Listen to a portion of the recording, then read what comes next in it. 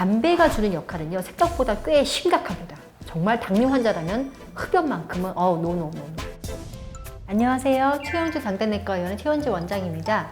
자, 오늘은 당뇨병성 거대혈관 합병증 얘기를 다 마치고 가장 중요한 생활습관 이야기를 하려고 합니다. 바로 흡연에 대한 얘기입니다. 자, 제가 그냥 농담조로 이런 얘기를 해요. 환자를 딱 오시면은 담배랑 술 중에 뭘 골라요? 그러면 저는 차라리 술을 고릅니다. 이렇게 얘기를 하거든요. 예. 당뇨 환자에서 담배를 계속 피겠다는 거는 정말 사실은 말도 안 됩니다. 예. 제가 말씀드렸다시피 이런 여러 가지 거대혈관 합병증이 다 담배로 인해서 나빠질 수 있기 때문인데요. 우리나라 흡연율은 2018년 기준으로 남성의 경우 한 30% 이상으로 돼 있고요. 여자인 한 8% 정도 나온 것 같아요. 그리고 또 이게 오히려 여자분들은 조금 증가하는 추세라고 합니다. 남자는 많이 감소한 반면에. 그래서 우리가 아직도 무시할 수 없을 만큼의 흡연율을 보고하고 있고요. 그럼 이 담배가 왜 동맥경화증을 악화시키느냐? 물론 이렇게 A연가들은 정말 듣기 싫은 얘기가 될 수 있겠는데, 담배가 주는 역할은요, 생각보다 꽤 심각합니다. 모든 동맥경화증, 아까 제가 말했던 그 무서운 병들이 다 시작은 내피세포에서 시작된다는 거죠. 거기에 작용을 해요, 담배가.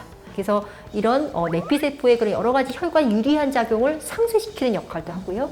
산화 스트레스 증가시키고 여러 가지 지질혈증 그런 분해에도 이상한 유리지방산 이런 것도 만들어내고 인슐린 저항성에도 나쁘게 만들고, 또 가장 제가 또 말씀드리고 싶은 게, 우리가 그 경동맥 딱 해보면은 이 플라크 덩어리들이 발견되는 분들 있잖아요. 네. 플라크라는 것이 사실 어떻게 보면은 동맥경화증은 있지만 이벤트를 일으키지 않으면, 아까 그 무서운 심근경색으로 이런 이벤트가 일어나지 않으면 사실은 어쩔 수 없이 끌고 가야 되는 문제거든요. 그거는 사실 사망으로 직결되진 않아요. 근데 이런 이벤트를 일으키는데 어떻게 보면 이 담배가 역할을 한단 말이에요. 담배가. 그러니까 우리가 당뇨병 조절하고 고지혈증 열심히 먹고 이래도 어쩔 수 없는 이유로 이런 동맥경화증 내지는 플라크, 혈전 덩어리 조금씩 진행될 수가 있단 말이에요. 하지만 이게 어떤 외부 인자로 인해서 그게 여러 가지 원인이 되겠지만 담배도 그 하나의 역할을 하는데, 약한 이 플라크, 이런 지방 덩어리 많이 섞인 플라크 덩어리의 약한 부위를 공략을 해서 확 터지게 만드는 그런 트리거 역할을 하는 게 흡연이란 말이에요. 그러면 이게 정말 사단나는 거지 않습니까? 예. 정말 당뇨 환자라면 흡연만큼은 노노노.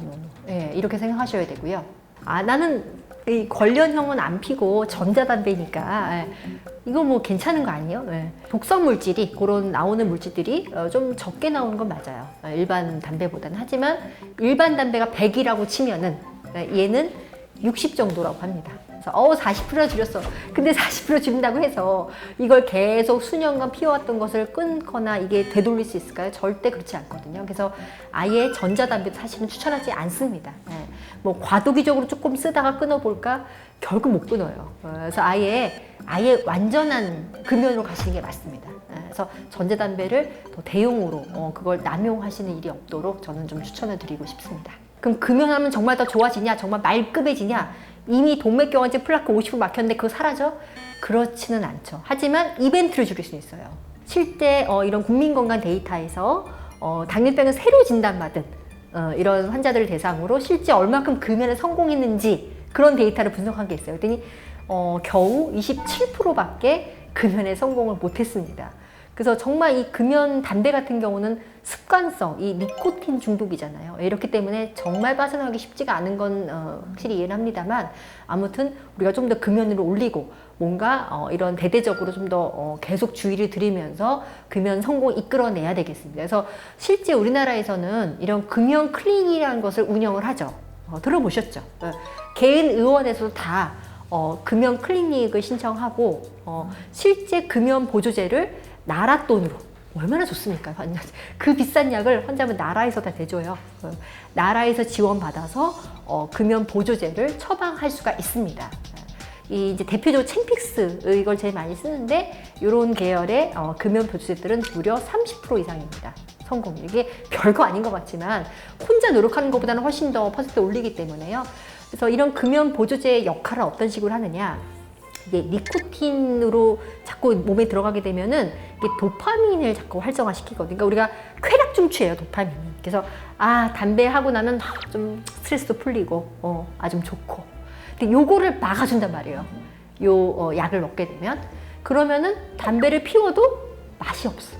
이런 쾌락기 호르몬이 덜 나오기 때문에 예전만큼 담배에 별로 약간 중독을 덜 하게 할 수 있다는 그런 어떤 길을 하나의 그런 포인트를 마련해 줄 수 있는 거죠. 그래서 이게 보통 3개월 처방으로 돼 있고요. 안 되면 자꾸 먹어서 6개월까지 이렇게 또 길게 먹으시는 분도 있긴 한데 뭐 약에 대한 부작용 뭐 좀 어지러운 거 뭐 좀 뭐 머리도 아플 수 있고 여러 가지 얘기를 하는데 그래도 우리가 잘 어느 정도는 우리 금연이 주는 효과가 훨씬 더 탁월하기 때문에 좀 더 잘 참아가면서 적극적으로 금연에 참여해야 되지 않을까 하는 생각이 듭니다. 오늘 이 영상이 도움이 되셨다면 구독, 좋아요, 알림 설정 부탁드립니다.